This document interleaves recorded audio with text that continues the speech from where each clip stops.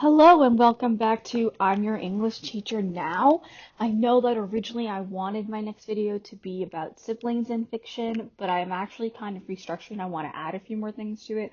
So I thought in the meantime I would do a shorter, well, hopefully shorter video about whether or not you should get an English degree. As someone who has one, I got an honor specialization in English language and literature.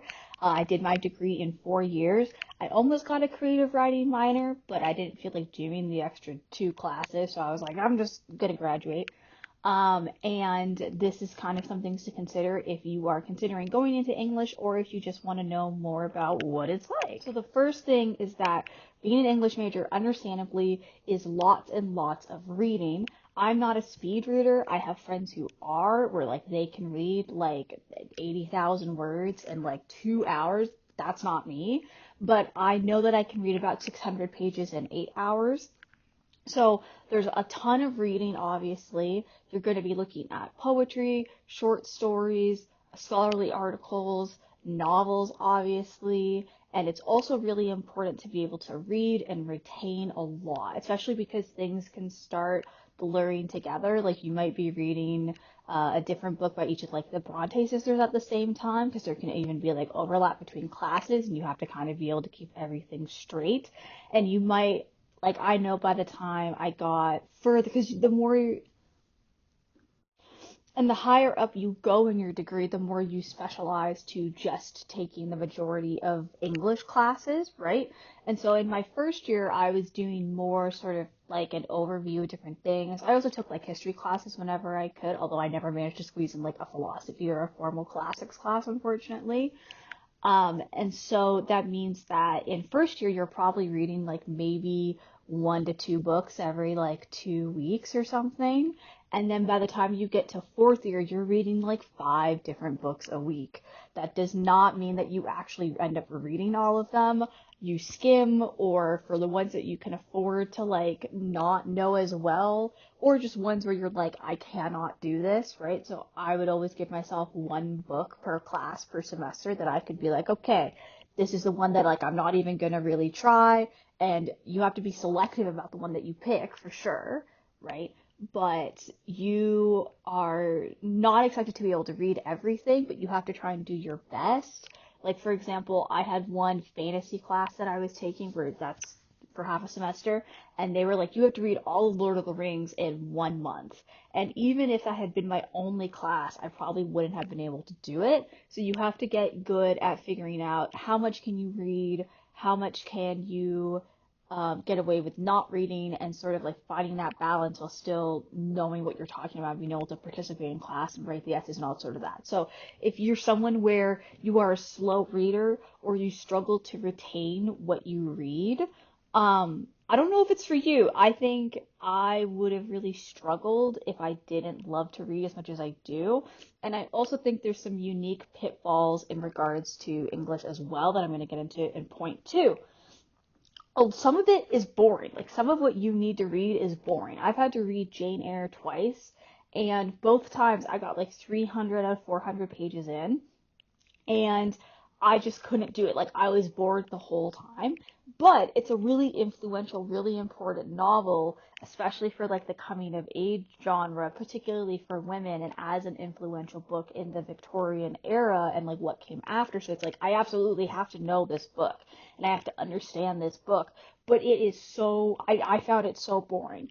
And so if you struggle to do things that you find boring, or you struggle to retain information when you're kind of like mentally checked out, I think it's going to be trickier because sometimes you do have to read very long, very boring things, and then you have to be able to write about them and apply them to other stuff. And that's something that I'm pretty good at, thankfully, but it's definitely not for everyone. The other third thing is that a lot of what you're going to read as an English major, depending on like what you're specializing in, is oftentimes going to be very old. I did get to do some more like 20th century as well as like post-colonial literature, so I'm very thankful for that. But the way that it worked for me was that I got my degree in like the Western canon, right? So that's like Shakespeare, Bronte's, Victorian, Renaissance, all that sort of stuff, right? Chaucer, etc., etc. Although weirdly enough, I like never had to read Dickens and I never got around to some of the other big things. I'm trying to think. I don't think we ever read like Hemingway either. And so, like, you're reading a lot of stuff that is quite old. So you're going to be reading Chaucer, which is like Old English, where it's like an entirely different thing, and he tends to be a pain in the ass, but again, very influential, very important, so you kind of have to know at least the gist. You're going to be reading stuff from like the 1100s, 1200s, like Beowulf, and that sort of thing. You're going to be reading a lot of, in particular, 1300s French literature that's then been translated, like Le Morte d'Arthur or the Lays of Marie de France is pretty common. And then you're going to be doing a lot of 14, 15, 1600s. So you're basically going to be reading about 1,000 years worth within that time span of roughly like 1100s to like I want to say maybe like early 1900s cutoff, but like we also read some stuff that was like later in the 1900s, like Fugitive Pieces, which was quite good, or we read Things Fall Apart, which was released, I think, if I'm remembering correctly, in like the 1950s. So you're going to be reading from a really broad swath of time. If you are someone where you struggle with older literature or you struggle with Shakespeare, because there is kind of a language barrier of like the phrasing is older, especially if it's poetry, it's more truncated. You read a lot of poetry. You read a ton of poetry. Like a lot of the Petrarchan tradition, which was basically like men being like, oh, I love this woman, but she scorns me, so I'm heartbroken. And they did that for like 400 years. And so you kind of have to be cool with reading older stuff as well as interested in being able to retain the historical context that goes with it. And that could be politics, that can be the religious stuff happening, the philosophical kind of underpinnings, the political, like all that sort of stuff. So you're going to read a lot of things that were very, very influential that also have not aged very well. Like we got to read Thomas More's Utopia, which is where we get the word utopia from. That was from like the 1500s. And it was this really, groundbreaking text at the time for saying, hey, maybe poor people aren't inherently born inferior. Maybe if there are thieves in our society, it's not that those people are inherently bad. Maybe it's our society that needs to change, and so we won't have thieves, which was huge, huge in like Protestant burgeoning England, right? Like huge underpinning. And then like the next chapter is like what forms of slavery are acceptable. So it's like you kind of just have to be willing to roll with it and be like, okay, this is what was happening at the time. This was the perspectives on the table, or the perspectives that were very much not on the table, that were being excluded, and like how and why and all that sort of stuff.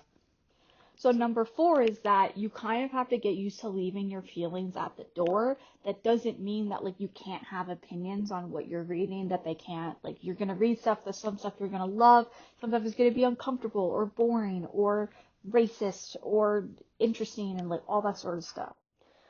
But what it does mean is that you, even if you find the text like really disinteresting or subjectively bad or objectively bad or whatever it is, you still have to be prepared to understand the text, know the text, write about it, prepared to engage with it. There's kind of no real way to get through. And sometimes knowing the historical context makes that a lot easier. Like as an AFAB person who does not want children, does not consider myself a woman, the whole women are inherently maternal, are meant to have kids is really, really irritating. But where that comes from largely is like 1800s Victorian England, when women were campaigning for the right to be able to keep their children after divorce. So we start to see novels around that time, some of which I read, where they kind of lean into that belief about women. And so it's like, yes, that is still annoying. It still affects me negatively in today's world, but I understand where it came from and why it was important at the time. So you kind of have to hold space of like, okay, well, why are these characters getting together thematically? Or why is the book ending like this? Because of the historical context, or you're not coming at it the way that maybe some people do in fandom of terms of like, well, I didn't like it or I want to fix it. You can't really do that in English class. You would get laughed at if you did that in English class. It's very much like you have to engage with the text. And again, you can have your opinions on it. Like I can think Jane Eyre is boring and I don't really care if she ends up with Rochester or not. But from the thematic and characterization basis of the novel, as well as like the point of the story, she has to end up with him. And what is that saying that they do end up together? That's kind of what you're focusing on. And then number five, the essays, exams, all that sort of stuff, you might be able to use ChatGPT if for the essays in class that you have to submit, although I would obviously recommend do not do that. Absolutely do not use AI. It's terrible for the environment, it's terrible for your brain, etc., etc. Like, do not use ChatGPT. Oh my fucking God. However, right, if you do that for your essays and the year leading up to it, not only can the professors often tell because they know what to look for now, but also you will be screwed on the final exam because all of your final exams in English are just writing essays, and you are sometimes expected to write 3 essays in like 2 hours. You have to be able to do it quickly, efficiently, and you also have to really understand what you're talking about. If you coast through the year and then you get to your final exams, you will fail your final exams. You have to understand it on its own merits. You have to be able to analyze and write quickly. You have to maintain your ability to write by hand quickly. So some of my teachers wouldn't allow us to they wouldn't allow us to do notes in class on our laptops. Some did, but I had many who were like, you will write them by hand all 4 years. And that's how we took our notes. And so you have to be able to have like good enough penmanship that they can read, all that sort of stuff. You want to make sure that you are engaging with the literature all throughout the year so that when the final exam comes, you are prepared and you're not madly trying to catch up, especially because depending on the courses you're doing, sometimes you're going to be doing stuff like Shakespeare where you can go and you can skim and you can find other sources to help you understand the text. But sometimes you're doing niche books that you've never heard of that like you find basically nothing on in a lot of ways. I definitely had that in my like Victorian literature women's lit course or some of my Gothic lit course texts. And so you have to know what you're talking about. And the only way to do that is to engage and to show up and to take the notes and write the essays. So writing stuff by hand, you need to be able to do that long term. And essays and exams are basically one and the same. So you need to make sure that you are also fully participating in them, even just so you know what this particular professor wants as opposed to this other professor, because some of them are stricter on grammar than others, and like some of them will really drill you on grammar. That's something that happened to me. I got to first year, I thought I had pretty good grammar, and my first year English prof was like, no, you don't. This is true for the class, and she drilled us on grammar for at least 10 minutes every single class that entire first year, and we learned new things every single time. So that's sort of the academic thing. The other aspect of an English major is that while every job arguably needs English, because English is the ability to communicate, the ability to be persuasive and rhetoric, as well as like reading comprehension, critical thinking skills, these are all things that English really forces you to examine, right? It's not enough to know what you think, you have to know why you think what you think, and also be able to articulate and to explain it and all that sort of good stuff. However, there aren't a ton of careers that are specifically jumping off of English. There's like teaching. I work as a tutor. I'm also a novelist. A lot of people who go into English are writers as well, obviously. And there's other things that you can do with an English degree, right? But outside of teaching, it's probably the most straightforward path. There's a lot of jobs where you're going to be applying your degree in unexpected ways, or something else might be a little bit more practical depending on what you want to do. That's not to say that you shouldn't get an English degree. You should absolutely chase, and all of this video is not to say that you shouldn't get an English degree, but there's a lot of things to consider before you pick it because it is a particular thing that can be both very difficult if you don't love it and very limited unless you're willing to really work to expand it further post graduation, right? So it's definitely one of those humanities kind of like philosophy where if you want to go into more academia or you want to apply it to a very particular thing like editing, publishing, that sort of thing, then you might be in good news. But even then, a lot of that stuff also hinges on like business capabilities. So unfortunately, unless you go into teaching, you're always going to have something that's maybe more adjacent to business than your specific degree, even if there can obviously be overlap. And these are all the things to consider if you're debating should you be an English major. If all of this sounds like a good time to you, because I know that it did to me, then I think you will have a fantastic time in your degree and you will really enjoy it. And if any of this maybe made you reconsider, feel free to leave questions, comments, anything like that in the comment section, and I will get back to you, and maybe some other people who are also English majors can share their experiences. I would love to hear ones where it really worked out, ones where maybe they're thinking I should have done something else or I should have gone a double major. Thank you for listening. As always, stay curious, and I will see you in the next video.